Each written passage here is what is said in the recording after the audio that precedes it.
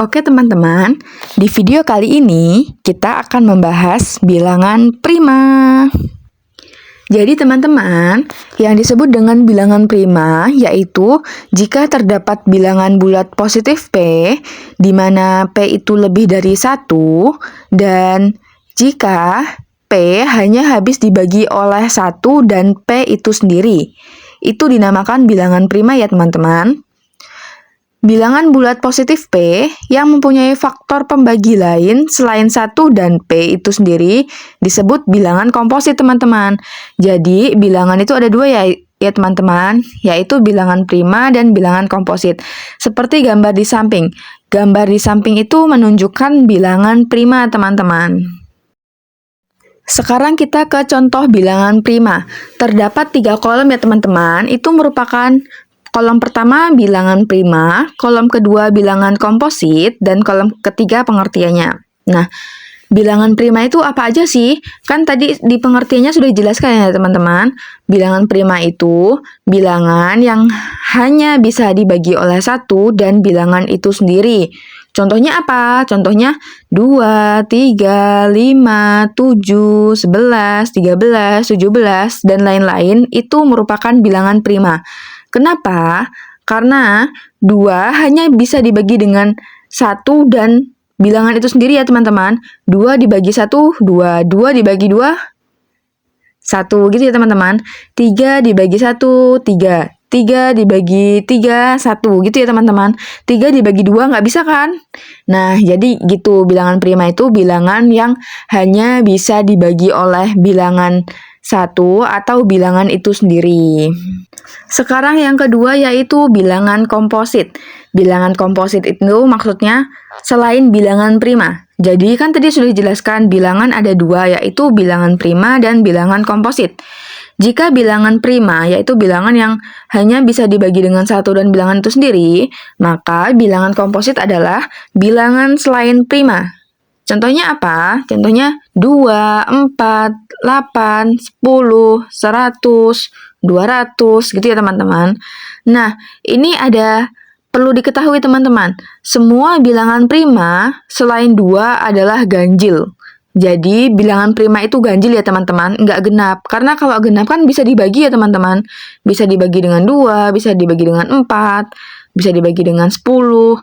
Tetapi kalau bilangan ganjil itu kan hanya bisa dibagi dengan bilangan itu sendiri gitu ya teman-teman. Nah, teman-teman, di sini dijelaskan bahwa untuk menguji apakah N merupakan bilangan prima atau komposit, bagikanlah N dengan sejumlah bilangan prima, mulai dari 2, 3, 5, 7, sampai bilangan prima ke N. Jika N itu habis dibagi dengan salah satu dari bilangan prima tersebut, maka N adalah bilangan komposit, teman-teman.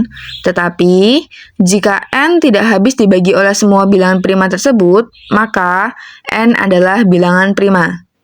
Jadi mudah ya teman-teman untuk membedakan apakah itu bilangan prima atau bukan. Mudah bukan? Di sini ada contoh soal. Mari kita kerjakan bersama-sama ya teman-teman.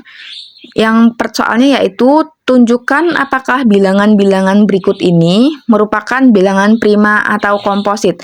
Jadi, kita disuruh menentukan nih, apakah bilangan-bilangan itu bilangan prima atau bilangan komposit. Begitu ya teman-teman. Bilangan yang pertama yaitu 171 dan bilangan kedua 199. Kita menjawab yang nomor 1 dulu ya teman-teman. Jadi, akar dari 177 itu akan sama dengan 13,77. Sedangkan bilangan prima yang lebih kecil dari 177 yaitu 2, 3, 5, 7, 11, dan 13. Nah, tetapi jadi pembahasan bilangan real karena 171 ya, habis dibagi 3, sekarang kita lanjut ke estimasi. 177 adalah bilangan komposit. Nah, bilangan komposit. Kalau bilangan prima kan hanya bisa dibagi dengan angka 1 dan bilangan itu sendiri. Sedangkan 77 ini habis dibagi dengan 3. Jadi, 177 ini bukan bilangan prima atau bisa kita sebut dengan bilangan komposit, teman-teman. Soal yang kedua yaitu akar dari 199. Nah, jadi akar dari 199 ini sama dengan 14.107, teman-teman. Nah, sedangkan bilangan prima yang lebih kecil dari 199 yaitu 2, 3, 5, 7, 11, dan 13. Nah, berbeda dengan 177, bilangan angka 199 tidak habis dibagi dengan 2, 3, 5, 7, 11, dan 13, teman-teman. Maka 199 ini bisa disimpulkan bahwa itu merupakan bilangan prima. Karena apa? Karena 199 tidak habis dibagi 2, 3, 5, 7, 11, dan 13. Berarti hanya bisa dibagi dengan 1 dan 199 itu sendiri. Sekarang kita memasuki di The Fundamental Theorem of Arithmetic. Nah, teorema ini mengatakan bahwa setiap bilangan bulat positif yang lebih besar atau sama dengan 2 dapat dinyatakan sebagai perkalian 1 atau lebih dari bilangan prima. Contohnya apa? Contohnya nih, 9. Bilangan 9 ini merupakan hasil perkalian dari 3 dikali 3, di mana 3 dikali 3 ini merupakan 2 buah faktor prima ya teman-teman.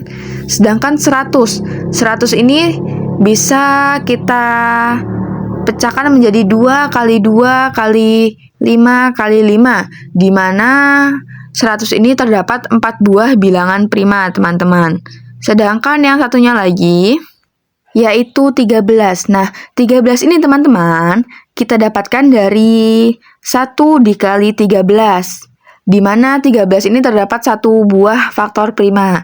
Jadi terbukti ya teman-teman, setiap bilangan bulan positif yang lebih besar atau sama dengan 2 dapat dinyatakan sebagai perkalian 1 atau lebih. Gitu ya teman-teman. Sekarang ke teorema Fermat. Pasti teman-teman tidak asing ya dengan teorema Fermat. Di sini kita akan cuman mengulas sedikit-sedikit ya teman-teman.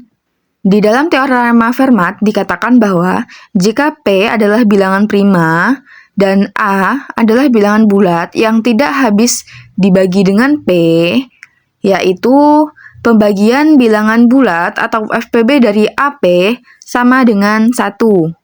Maka AP dikurang 1 kongruen dengan 1 modulo P.